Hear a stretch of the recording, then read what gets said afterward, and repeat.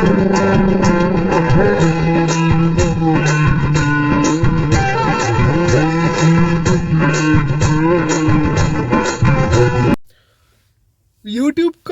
எங்களை விற்று சாப்பிட்றானுங்கள், விற்று பொழப்பு நடத்துகிறானுங்கள்.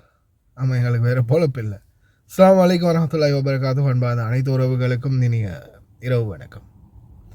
வீடியோ பார்த்துருப்பீங்கன்னு நினைக்கிறேன் இல்லையா? முன்னாடி போன வீடியோ தம்மையில் பார்த்துருப்பீங்க.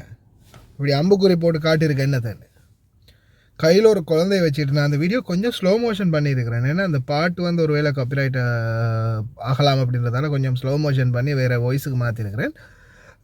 அதை இன்னும் கொஞ்சம் ஃபாஸ்ட்டாக வச்சா இன்னும் கொஞ்சம் அவங்க அந்த ஒரிஜினல் வீடியோவில் வந்து இன்னும் உரமாக ஆடுறாங்க, ஃபாஸ்ட்டாக ஆடுறாங்க. நான் நினைக்கிறேன் குறைஞ்சது ஒரு 3-4 மாதத்துக்கு புள்ள இருக்குன்னு நினைக்கிறேன் அந்த கையில் இருக்கிற கைப்புள்ள.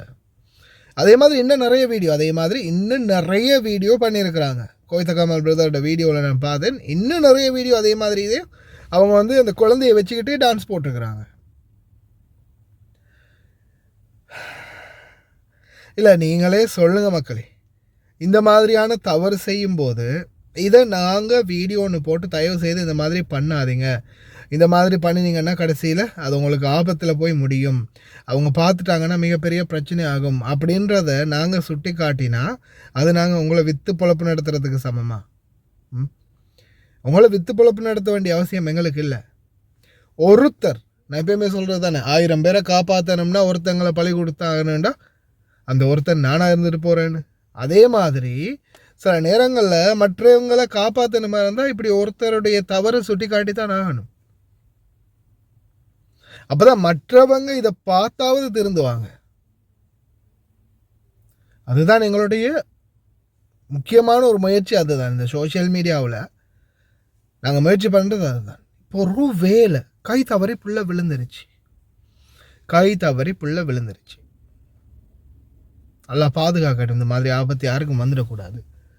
கை தவறி ஒரு வேளை குழந்தை விழுந்திருக்கலாம், அப்படி இல்லாமல் வேறு ஏதாவது ஒன்று ஆகிடலாம், இல்லை குழந்தைக்கு வேறு ஏதாவது ஒன்று ஆகிடலாம். அப்போ தான் சாப்பிட்ருக்கும் குழந்தை, பால் குடிச்சிருக்கும், புறை ஏறிடலாம், போன சாப்பாடு அல்லது பால் மூக்குக்குள்ளால் வந்துடலாம்.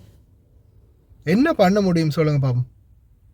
ஒரு வேளை இந்த சம்பவம் நடந்துடுச்சு, உங்கள் பாபா மாமாவுக்கு இந்த விஷயம் தெரியாது. இன்னொரு டாபிக் வாரேன், இன்னொரு வழி இருக்குது நீங்கள் மாற்றுறதுக்கு. நீங்கள் வந்து இந்த மாதிரி பண்ணிட்டீங்க, புள்ள இறந்துடுச்சு, இல்லை பிள்ளைக்கு ஏதாவது ஒன்று ஆகிடுச்சு, பாபா மாமாவுக்கு இதை பற்றி தெரியாது, பிள்ளைக்கு இப்படி ஆகிடுச்சின்னு ஹாஸ்பிட்டல் கொண்டு போனாங்க. சரி, இந்த மாதிரியான சிச்சுவேஷனில் போயிட்டுருக்குது. ஒருவேளை உங்களில் இது வரைக்கும் அவங்க சந்தேகப்படையும் இல்லை, உங்களில் குத்தம் சொல்லவும் இல்லை. அப்படி இருக்கக்கூடிய சூழலில் உங்களுடைய மாமாவுடைய தங்கச்சி, தம்பி, பெரிய அம்மா வீட்டில் வேற எங்கேயாவது வேலை பார்க்கக்கூடியவங்க இருப்பாங்க இல்லையா? ஒருவேளை அவங்களுக்கும் உங்களுக்கும் பழைய ஏதாவது கணக்கு வழக்கு இருக்கலாம், பழைய அரியஸ் ஏதாவது இருக்கலாம். அந்த மாதிரியான சூழலில் அங்கே இருக்கக்கூடியவங்க இதை சந்தர்ப்பமாக வச்சு உங்களை பழி வாங்கிறதுக்கு நல்ல வாய்ப்பு இருக்குது. இப்போ எப்படியுமே கதை போகும் இல்லையா? ஐயோ பாவம் அந்த சின்ன புள்ள இறந்துருச்சான் அப்படின்னு சொல்லும்போது பணிப்பெண்களுக்கு, டிரைவர்களுக்கு போதோ இல்லையோ, பணிப்பெண்களுக்கு கட்டாயம் போகும். இந்த மாதிரி அந்த வீட்டு சின்ன புள்ள இறந்துடுச்சான் அப்படின்னு சொல்லும்போது உடனே இவங்க என்ன பண்ணுவாங்க? அந்த எதிர்ப்பு நம்மளுக்கு எதிராக இருக்கக்கூடியவங்க, இங்கே பாரு மாமா, இப்போ பாரு இந்த வீடியோவில் நான் பார்க்குறது, இந்த டிக்டாக்ல புள்ளைய வச்சுக்கிட்டு எப்போ பாரு ஆடிக்கிட்டே இருப்பா, ஒரு வேளை அந்த புள்ள கை தவறி தான் விழுந்துச்சோ தெரியலை அப்படின்ற மாதிரி ஒரு சந்தேகத்தை கிளப்பி விட்டாங்க. இல்லை இந்த வீடியோவால் தான் இப்படி ஆயிடுச்சு அப்படின்றத வந்து அவங்க மென்ஷன் பண்ணி விட்டாங்கன்னு வைங்க. அதுக்கப்புறம் என்னாகும்? உடனே அந்த இன்னொரு இது வந்து கமால்ற வீடியோவில் வந்து நான் எடுத்தது சரியா, இந்த சைடில் புள்ளை வச்சுட்டு ஆடுறாங்க இல்லையா? அதே மாதிரி இன்னொரு வீடியோ ஒன்று இருந்துச்சு, இதுலையும்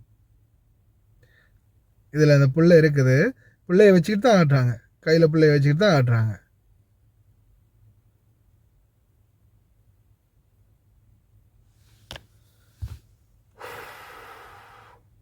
இப்போ இந்த மாதிரி வீடியோக்களை ஏதாவது ஒன்று ஆகினா இந்த சம்பவத்தை வந்து இந்த வீடியோ மூலமாக உங்களை குற்றவாளி ஆக்க முடியும். கடைசியில் ஒருவேளை குழந்தையை கொன்ற குற்றத்துக்காக மரண தண்டனைக்கு உட்படுத்தப்படலாம், அல்லது ஆயுள் தண்டனை வரலாம். சரியா? சரி, அடுத்த இன்னொரு டாபிக் என்ன தெரியுமா?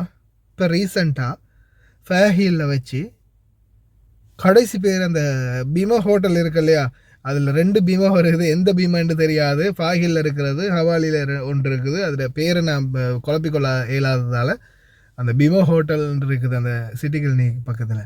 அந்த ஹோட்டலில் நான் ஏதோ ஒன்றுக்கு போனேன், ப்ரெட் ஒன்று எடுக்க போனேன். அந்த டைமில் ஒரு சகோதரர் மீட் பண்ணார், நம்மளுடைய பார்வையாளர். அவர் சில சஜஷன்கள் அட்வைஸுகளை சொன்னார். அந்த டைமில் ஒரு விஷயம் சொன்னார். ஒரு பனிப்பெண் ஒன்று வந்திருக்கா, வீட்டுக்கு கூப்பிட்டு வந்து இதுதான் ரூம்மா, உன்னோடைய ரூமு, இதை தான் எல்லாம் செட் பண்ணி காட்டிகிட்டு இருக்கும்போது இவங்க சாமான்லாம் எடுத்து பேக்கேஜ் நாட்டிலேருந்து வந்திருக்காங்க, சரியாக புதுசாக பேக்கேஜ்லேருந்து எடுத்து வெளியே வைக்கிறாங்களாம். வெளியே வைக்கும்போது பாபா வந்து என்ன ஏதுன்னு எல்லாத்தையும் பார்த்து அவங்களுக்கு எல்லாம் ரெடி பண்ணி கொடுத்து கட்டிலாம் வாங்கி நிறைய இதெல்லாம் செஞ்சு சலுகைலாம் செஞ்சு நல்ல வீடாம் எல்லாம் ரெடி பண்ணி கொடுத்துருக்காங்க. வீட்டுக்கு தேவையான எல்லா அவங்களுக்கு ரூமுக்கு தேவையான எல்லா பொருட்களையும் வாங்கி கொடுத்துருக்காங்க. பார்த்தா இவங்க பேக்கை எடுத்து திறந்து ஒன்று ஒன்றா எடுத்து வைக்கிறாங்களாம். பார்த்தா அந்த ப்ரொஜெக்டர் மாதிரி லைட்டு, திரைசீலை, அந்த பூ மாதிரியான ஸ்டிக்கர், அது இது டிக்டாக் பண்ணுற ஸ்டாண்டு, லைட் செட்டு, மைக்கு, எல்லாம் நாட்டில் இருந்து இலங்கையிலேருந்து இங்கே கொண்டு வந்திருக்காங்க. அப்போது பாபா உடனே பார்த்துட்டு உடனே கோட் பண்ணாராம், இந்த கதமா வந்து எடுத்துகிட்டு போன்னு எல்லா சாமானையும் பேக் பண்ணி அப்படியே கொண்டு போய் ஆஃபீஸில் கொண்டு போய் எல்லாத்தையும் திறந்து காட்டிட்டு இவன் வேலை செய்வாள். ஹியமா ஏஜி ஹக் இஷ்டக்கால் பாபா ஏஜி ஹக் டிக்டாக் خلاص خلي روبيلات خلي قاعد هناك على كيف يسوي يلا روحي لا يأتي أي بيت ما يبي فلوس اطلع برا خليه يطلع برا يروح مكان تاني نفس الشيء يسوي. என்னடா சொல்கிறேன்னு குழப்புறீங்களா? அரபியில் சொல்லுவோம். இவங்களை கொண்டு போய்விட்டுட்டு இவங்க வந்து வேலைக்கு வரலப்பா, டிக்டாக் பண்ண வந்திருக்காங்க பாரு, அவ்வளோ கேட்ஜெட் மாடி. நான் கூட ஒரு கண்டென்ட் கிரியேட்டர் கூட அந்தளவுக்கு பெரிய பேக்கில் கொண்டு போகிறது இல்லை. அப்படி ஒரு பேக்கேஜே கொண்டு வந்திருக்காங்க. அதுக்கப்புறம் என்ன பண்ணுறாங்க, உடனே பாபா கொண்டு ஆஃபீஸில் விட்டு சொல்கிறாரு, இவன் வந்து வேலைக்கு வரல, டிக்டாக் பண்ண வந்திருக்கா. இவன் இன்னொரு வீட்டில் நான் எனக்கு வேறு ஹதாமா கொடுன்னு நான் போனாலும் இவன் இன்னொரு வீட்டுக்கும் போய் இதே தான் செய்ய போகிறா. என் காசு போனால் கல்வி மாதிரி போச்சு, நாட்டுக்கு அனுப்பு, நாட்டில் போயிருந்து விருப்பத்துக்கு டிக்டாக் செஞ்சு கொள்ளணும், அனுப்பு நாட்டுக்கு இப்போவே அப்படின்னு டிக்கெட்டை போட்டு உடனே பேக்கப் பண்ணிட்டாங்க. என்னத்தை சொல்கிறீங்க? நாட்டில் இருந்து அப்போ வேலைக்காக வரல, டிக்டாக் பண்ண வந்திருக்குது. அப்போ இந்த மாதிரியான ஜென்மங்களும் இருக்கத்தான் செய்யுது. இல்லை, சோஷியல் மீடியா நீங்கள் பயன்படுத்துங்க, டிக்டாக் பயன்படுத்துங்க, எல்லாமே பயன்படுத்துங்க. நான் இப்போ முன்னாடி வீடியோ போட்டேன் இல்லையா, பாருங்கள், அந்த சகோதரி அவங்களுடைய கருத்தை வெளியிட்டு, அவங்க மனசில் இருக்கிற ஆதங்கத்தை கருத்தை வெளியிட்டிருக்கிறாங்க. இந்த மாதிரி உங்களால் முடிஞ்சால் நீங்களும் உங்களுடைய கருத்துக்களை வெளியிடலாம். நம்மளுக்கு முடிஞ்சதை நம்ம வெளியிடலாம், ஆதங்கத்தை வெளியிடலாம், கருத்துக்களை வெளியிடலாம். உங்களுக்கு டான்ஸில் திறமை இருக்குதா, டான்ஸுக்கு ஏற்றா போல் பொது ஒழுக்கத்தை மீறாமல் உங்களுக்கு விருப்பமாக அதை செய்யுங்க. ஆனால் அதுக்காக அவுத்து போட்டுட்டு ஆடாதீங்க, அறகுறையாக ஆடாதீங்க. உங்கள் புருஷனை பழி வாங்குறேன், நான் என் புருஷனுக்கு இந்த மாதிரி வேணும்னு செய்கிறேன், என் புருஷனை பழி வாங்குறதுக்காக, அவனை லவ்வரை பழி வாங்குறதுக்காக அப்படின்னு செஞ்சுட்டு நீங்களே உங்களை பழி வாங்கிட்டு இருக்கீங்க. அதே மாதிரி எதிர்வருங்கால சமுதாயத்தையும் கெடுத்துக்கிட்டு இருக்கிறீங்க.